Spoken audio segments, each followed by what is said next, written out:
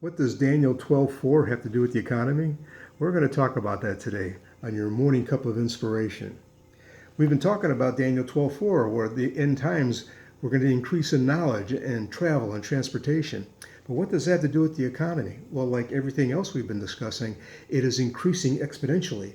It is just taking off. It's increasing. Just what he talked about with your knowledge and the transportation, it's happening with economy. It took America 200 years, around 1980, to get to the 1 trillion mark in debt. That's 200 years to get to 1 trillion. And then within 30 years, in 2010, we were at 14 trillion. And then in 2012, it was 16 trillion. Today, we're closing in on $20 trillion in debt. What does that mean? That means it's increasing, just like Daniel said. It's boom, it's going up, just like everything else.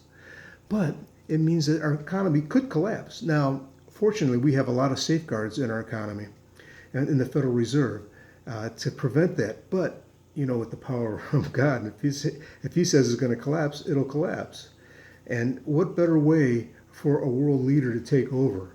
If an economy collapses, and then there's going to be shortage on food and on water and electricity and of course of money. I mean, all the banks will be shut down, and that leads to civil wars and unrest and people that are hunting each other just to get what they have in possessions and that, and especially in food and in water. These things can happen. I'm not saying that they're going to happen. I'm just saying they can happen, and it's things that we need to look at of what Daniel tells us in 12:4, how everything is increasing. And this is just one of the other things that are increasing.